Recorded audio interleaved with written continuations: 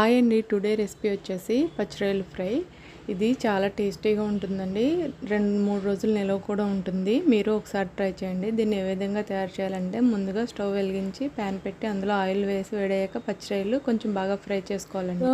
ఇప్పుడు అందులోనే కొంచెం పసుపు కూడా వేసి ఫ్రై చేసుకుని అవన్నీ తీసుకుని పక్కన పెట్టుకోవాలండి. ఇప్పుడు అందులోనే ఒక మీడియం కన్నా కొంచెం పెద్ద సైజు ఉల్లిపాయ పేస్ట్ వేసుకుని బాగా ఫ్రై చేసుకోవాలి, గోల్డెన్ బ్రౌన్ కలర్ వచ్చే వరకు. ఇప్పుడు అందులో అల్లం వెల్లుల్లిపాయ పేస్ట్ వేసి బాగా ఫ్రై చేసుకున్న తర్వాత ఫ్రై చేసుకున్న పచ్చిరొయ్యలు కూడా వేసి బాగా ఫ్రై చేసుకోవాలండి. ఇప్పుడు అందులో ఉప్పు, కారం, ధనియాల పొడి, జీలకర్ర పొడి వేసి బాగా గట్టితో కలుపుకుని ఒక 5 నిమిషాల తర్వాత మసాలా పొడి కూడా వేసుకుని బాగా ఫ్రై చేసుకున్న తర్వాత పచ్చిమిరపకాయలు, కరివేపాకు, కొత్తిమీర వేసుకుని ఒకసారి కలుపుకొని మూత పెట్టి తర్వాత ఒక 3 నిమిషాల తర్వాత మూత తీసి కరివేపాకు వేసుకుని ఆ స్మెల్ అంతా దానికి పట్టే వరకు ఉంచి తర్వాత డిష్ అవుట్ చేసుకుంటే చాలా టేస్టీగా ఉంటుందండి.